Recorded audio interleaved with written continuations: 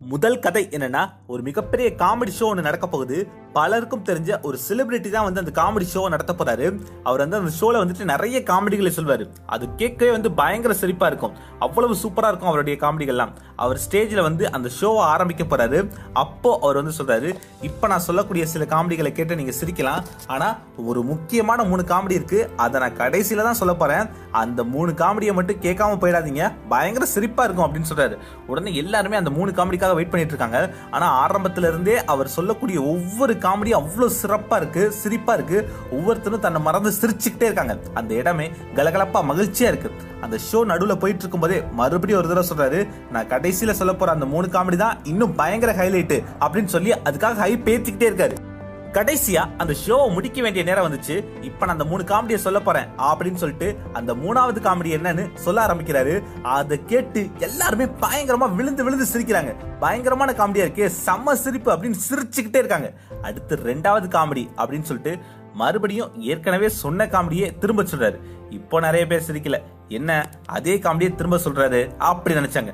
அப்புறம் இதுதான் number 1 comedy அப்படின்ட்டு மறுபடியும் அதே காமெடியை திரும்ப சொன்னார். இப்போ ரொம்ப கம்மியான பேர் தான் சிரிச்சாங்க. இன்னும் சிலர் இவர் எதுக்கு சொன்ன காமெடியை திரும்ப திரும்ப சொல்லிட்டு இருக்காரு அப்படி நினைச்சாங்க. அப்பதான் அந்த காமெடியன் சொல்றாரு, ஒரே காமெடியை நான் திரும்ப சொன்னா உங்களுக்கு மறுபடியும் சந்தோஷமோ சிரிப்போ வரல, ஆனா ஒரே விஷயத்தையே திரும்ப திரும்ப நினைச்சு நீங்க எத்தனை தடவை கவலைப்பட்டிருக்கீங்க அப்படின்னு யோசிச்சு பாருங்க. ஒரே விஷயத்துக்காக எவ்வளவு மணி நேரங்கள் கவலைப்படுறீங்க, எத்தனை நாட்கள் கவலைப்படுறீங்க அப்படின்னு எல்லாம் யோசிச்சு பாருங்க. ஒரு விஷயத்த நினைச்சு எப்பயுமே கவலைப்படாதீங்க. உங்களால அந்த விஷயத்தை மாற்ற முடியும். சில விஷயங்களை செய்தால், சில செயல்களை உடனடியாக செய்தால் கண்டிப்பா அந்த விஷயத்தை மாற்ற முடியும் அப்படின்னு நினைச்சீங்கன்னா, அப்ப என்ன பண்ண அந்த விஷயத்தை மாற்ற முடியுமோ அந்த செயல்களை உடனே பண்ண ஆரம்பிங்க. உடனே ஆக்ஷன்ல இறங்குங்க. இல்ல அந்த விஷயம் உங்க கண்ட்ரோல்ல இல்ல, நீங்க என்ன பண்ணாலும் அந்த விஷயத்தை மாற்ற முடியாது அப்படின்னா, அப்போ அந்த விஷயத்தை பத்தி கவலைப்படுறத நிப்பாட்டிட்டு அடுத்து என்ன பண்ணலாம் அப்படின்னு யோசிங்க. அடுத்து என்னன்னு யோசிச்சுக்கிட்டே இருங்க அப்படின்னு இந்த விஷயத்தை அவர் சொன்னதும் அரங்கம் முழுக்க அந்த அரங்கில இருந்த எல்லாருமே கைத்தட்ட ஆரம்பிச்சாங்களாம். அடுத்ததா இப்ப நம்ம 2வது கதையை பார்க்கலாம். ஒரு இரவு நேரத்துல ஒரு தவளை ஒண்ணு அங்கேயும் இங்கேயும் தாவிக்கிட்டே இருந்துச்சு. அந்த இரவு நேரம் பயங்கர குளிரா இருந்தது. அப்போ திடீர்னு எதிர்பாராத விதமா அந்த தவளை ஒரு பாத்திரத்துல வச்சு அந்த தண்ணிக்குள்ள விழுந்துருச்சு. அந்த பாத்திரத்துல இருந்த தண்ணி கொஞ்சம் வெது வெதுன்னு கதகதப்பா இருந்தது. வெளியில ரொம்ப குளிரா இருக்கு, இந்த இடம் நல்லா கதகதப்பா இருக்கே அப்படின்னு சொல்லி அந்த தவளை அந்த தண்ணிக்குள்ளேயே சிறிது நேரம் இருந்தது. அந்த தவளை நினைச்சிருந்தது அப்படின்னா அப்பவே ஒரே ஜம்ப் பண்ணி அந்த பாத்திரத்தை விட்டு வெளியே வந்திருக்க முடியும். ஆனா இங்க தண்ணி கொஞ்சம் வெது வெதுன்னு இருக்கு, கதகதப்பா இருக்கு அப்படின்னு அந்த தண்ணிக்குள்ளேயே இருக்க ஆரம்பிச்சது. ஆனால் நேரம் ஆக ஆக அந்த பாத்திரத்திலிருந்து தண்ணீர் கொதிக்க ஆரம்பிச்சது. கொஞ்சம் கொஞ்சமா அந்த தண்ணி சூடாக ஆரம்பிச்சது. அந்த சூட்டுக்கு தகுந்த மாதிரி தவளை தன்னுடைய உடல் வெப்பநிலையை மாத்திக்கிட்டு அதே இடத்துலயே அந்த தண்ணிக்குள்ளேயே இருந்துகிட்டே இருந்துச்சு. அப்பயாவது அந்த தவளை கொஞ்சம் சுதாரிச்சு அந்த பாத்திரத்தை விட்டு வெளியே போகணும் அப்படின்னு முயற்சி எடுத்திருந்தா அந்த தவளையால தப்பிக்க முடியும். ஆனால் அந்த தவளை எந்த ஒரு முயற்சியுமே பண்ணாம வெளியே போனா இன்னும் குளிருமோ என்னவோ, அதுக்கு இங்கேயே கதகதப்பா இருப்போம் அப்படின்னு சொல்லி அதுலயே இருந்துகிட்டே இருந்துச்சான். கொஞ்சம் கொஞ்சமா அந்த பாத்திரத்துல இருந்த தண்ணி பயங்கரமா கொதிக்க ஆரம்பிச்சது. ஐயோ ரொம்ப கொதிக்குதே, இதுக்கு மேல முடியாது அப்படின்னு அந்த பாத்திரத்தை விட்டு வெளியே ஜம்ப் பண்ணலாம் அப்படின்னு அந்த தவளை ஜம்ப் பண்ண ட்ரை பண்ணுது. ஆனா அந்த தவளையால ஜம்ப் பண்ண முடியல. அது ஏற்கனவே தன்னுடைய சக்தி எல்லாமே இழந்துருச்சு. அதனால அதிவேகத்தில் ஜம்ப் பண்ணவே முடியல. அதுவும் 2 முறை 3 முறைன்னு முயற்சி செய்து பார்க்குது, பல முறை முயற்சி செய்து பார்க்குது. இருந்தாலும் அந்த பாத்திரத்தை விட்டு அதனால வெளியே வர முடியல. அதனால முந்தி மாதிரி ஜம்ப் பண்ண முடியல. அந்த பாத்திரத்துக்குள்ளேயே வெந்நிலேயே இறந்து போச்சு. இதே மாதிரிதான் நம்மளும் சில நேரங்கள்ல இந்த இடம் வசதியா இருக்கு அப்படின்னு ஒரு கம்ஃபர்ட் ஜோன்ல இருப்போம். ஆனா இந்த இடத்துலயே நம்மளால ரொம்ப நாள் இருக்க முடியாது, நம்ம வேற இடத்துக்கு மாறணும் அப்படின்னு நமக்கு தெரியும். அப்போ டக்குன்னு அடுத்து என்ன அப்படின்னு யோசிச்சு உங்களுக்கு சக்தியும் திறமையும் இருக்கும் போதே அடுத்த வேலைக்கோ அடுத்த இடத்துக்கோ தாவிடணும். அதை விட்டுட்டு வெளியே போனா நிலைமை எப்படி இருக்குமோ அப்படின்னு பயந்துகிட்டு ஒரே இடத்துல இருந்தீங்க அப்படின்னா உங்களுக்கு வளர்ச்சியே இருக்காது. அதே நேரத்துல காலம் கடந்து நீங்க வெளியேற முயற்சி செஞ்சீங்க அப்படின்னா உங்களுக்குள்ள இருக்கிற சக்தியும் திறமையும் வீணடிச்சிருப்பீங்க. அதனால எப்பயுமே ஒரு கம்ஃபர்ட் ஜோன்ல இருக்கணும் அப்படின்னு நினைக்காதீங்க. அடுத்து என்னன்னு யோசிங்க. நிலைமை மோசமாகிறதுக்கு முன்னாடியே அடுத்த இடத்துக்கு மாறிடுங்க. 3வது கதை என்னன்னா, ஒரு இடத்துல ஒரு சயின்ஸ் எக்ஸிபிஷன், ஒரு அறிவியல் கண்காட்சி நடக்குது.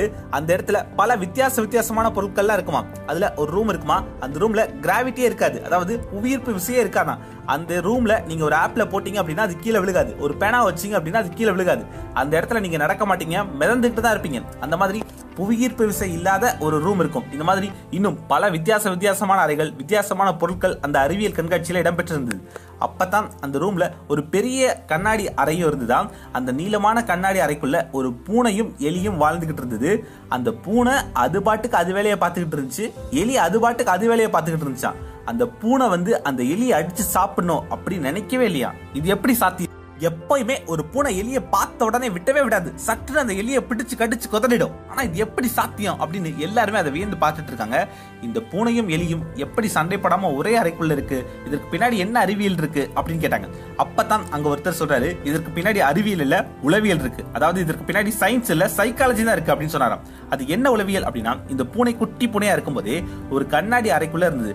அப்போ இந்த பூனைக்கு 4 பக்கத்துலயும் இன்னொரு 4 கண்ணாடி அறைகள்ல சில எலிகள் இருக்கும். இந்த பூனை அந்த எலியை பிடிக்க ட்ரை பண்ணும். ஆனா இதுக்கு நடுவுல கண்ணாடி இருக்கு அப்படிங்கறனால அந்த பூனையால அந்த எலியை பிடிக்க முடியாது. அதுவும் இந்த பக்கம் அந்த பக்கம்னு முட்டி மோதி முயற்சி செய்து பார்க்கும். ஆனா கண்ணாடியில முட்டி மோதி தோல்வியை தழுவும். அதனால சில மாதங்களுக்கு பிறகு எப்படியா இருந்தாலும் இந்த எலிகளை நம்மளால பிடிக்க முடியாது அப்படின்னு அதுவா ஒரு முடிவுக்கு வந்து எலியை பிடிக்கிற முயற்சியை கைவிட்டுருமா. அதன் பிறகு அந்த எலிகள் எல்லாம் ஒரே அறைக்குள்ளேயே, ஒரே கண்ணாடி அறைக்குள்ளேயே போட்டாலும் அந்த பூனைக்கு பக்கத்திலே அந்த எலிகள் வந்தாலும் அந்த பூனை அந்த எலிகளை சீண்டாதான்.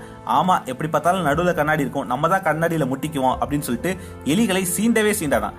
சின்ன வயசுல 2-3 முறை முயற்சி செய்து தோத்தனால அந்த பூனை தன் வாழ்நாள் முழுக்க திரும்ப முயற்சி செய்யறதே கைவிட்டுருச்சான். இதுதான் அந்த பூனையும் எலியும் ஒரே அறையில் வசிப்பதற்கான உளவியல் காரணம் அப்படின்னு சொன்னாங்க. யோசிச்சு பாருங்க, இதே மாதிரிதான் நமக்கும் சில நேரங்கள்ல சில விஷயங்களை முயற்சி செய்யும் போது தோல்வி ஏற்பட்டிருக்கும். 2 முறை 3 முறை தோல்வி ஏற்பட்டிருக்கும். அதற்காக நம்மளால இதை செய்யவே முடியாது அப்படின்னு நினைச்சுக்கிட்டு நம்ம முயற்சியை கைவிடுறது எவ்வளவு பெரிய முட்டாள்தனம். சில நேரங்கள்ல வெற்றி உங்களுக்கு ரொம்ப பக்கத்துல தான் இருக்கும். ஒரு சின்ன முயற்சி, ஒரு சின்ன எக்ஸ்ட்ரா எஃபோர்ட் நீங்க போட்டீங்க அப்படின்னா கண்டிப்பா அந்த வெற்றியை உங்களால அடைய முடியும். பல நேரங்கள்ல